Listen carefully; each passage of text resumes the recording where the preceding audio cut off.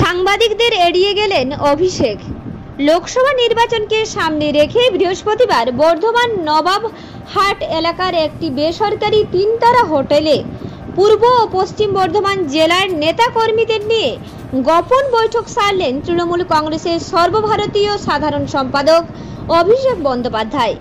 নির্বাচনী কমিটি বৈঠকে বর্ধমান দুর্গাপুর লোকসভা কেন্দ্রের সমস্ত তৃণমূল কংগ্রেসের সভাপতি, ব্লক সভাপতি, বিধায়ক ও যুব জেলার সভাপতি থেকে শুরু করে সমস্ত গুরুত্বপূর্ণ স্তরের তৃণমূলের নেতৃত্বদের নিয়ে বৈঠক করা হয়।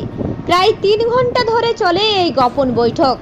বৈঠক শেষে বেরিয়ে যাবার সময় কার্যত সাংবাদিকদের এড়িয়ে গেলেন অভিষেক বন্দ্যোপাধ্যায়। গোপন বৈঠকের খবর পেয়ে বেলা 12টা থেকে ওই তিনতারা হোটেলে হাজির হন সংবাদ মাধ্যমের প্রতিনিধিরা। বিকেল 5টার পর বৈঠক সেরে হেলিকপ্টারের দিকে যাবার সময় সংবাদ মাধ্যমের প্রতিনিধিরা তাকে ডাকাডাকি করলে প্রথমে কোনো কথাই বলতে চাননি। পরে হেলিকপ্টারের সময় নেই বলে কার্যত সংবাদ মাধ্যমকে এড়িয়ে গেলেন যুবরাজ। পূর্ব বর্ধমান জেলা তৃণমূল কংগ্রেসের যুব সভাপতি রাসবিহারী হালদার বলেন, এবারে আমরা বিপুল ভোটে জয়যুক্ত হব। সেই নিয়েই বিস্তারিত আমাদের আলাপ আলোচনা হয়। প্রায় 3 ঘন্টা বৈঠক হয় বর্ধমানে একটি তিনতারা হোটেলে। একদিকে মুখ্যমন্ত্রী মমতা বন্দ্যোপাধ্যায়ের জনসভা মেমারিতে পূর্ব লোকসভা কেন্দ্রের আরেকটি গুরুত্বপূর্ণ বৈঠক হয়ে গেল বর্ধমানের নবাব একটি তিনতারা হোটেলে। পূর্ব বর্ধমান জেলা তৃণমূল যুব কংগ্রেসের সভাপতিকে জিজ্ঞেস করলে দিলীপ ঘোষের সম্বন্ধে তিনি বলেন, দিলীপ ঘোষকে হারানোর জন্যই বিজেপি এখানে টিকিট দিয়েছে বর্ধমান দুর্গাপুর লোকসভা কেন্দ্রে। দেখুন, আমাদের ব্লক ধরে ধরে বর্ধমান দুর্গাপুর লোকসভায় আলোচনা হলো সাংগঠনিক আমরা রেজাল্ট আরও ভালো কী করে করব। এমনি আমরা বর্ধমান দুর্গাপুর, বর্ধমান পূর্ব এবং আমাদের পশ্চিম বর্ধমানের যে আসানসোল লোকসভা 3টে সিটি আমরা জিতছি।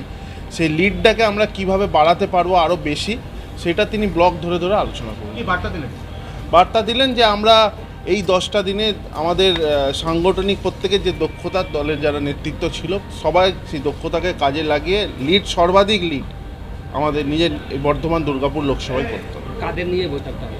এখানে দলের এমএলএরা ছিলেন বর্ধমান দুর্গাপুর লোকসভা, আমাদের পশ্চিম বর্ধমানের জেলা সভাপতি, চেয়ারম্যান, মন্ত্রী থেকে শুরু করে আমাদের বর্ধমান জেলার চেয়ারম্যান, মন্ত্রী এবং জেলা সভাপতি, শাখা সংগঠন সভাপতি, বিভিন্ন ব্লকের মাদারের সভাপতি, যুব সভাপতি, মহিলা সভাপতি, পঞ্চায়েত সমিতির সভাপতি থেকে শুরু করে সাংগঠনিক দায়িত্বপ্রাপ্ত প্রত্যেক নেতৃত্ব। প্রচার নিয়ে কোনো কথাবার্তা বললেন যে এগোতেই হবে আমাদের? প্রচার তো আমাদের চলছে, প্রচার খুব ভালোভাবে চলছে। আজকে দাদা এলেন, আবার আজকে মুখ্যমন্ত্রী এসছেন, আবার দাদা মঙ্গলকোটে আসছেন 6 তারিখে। জেতার দিক দিয়ে একটু কথা বলে গেলেন?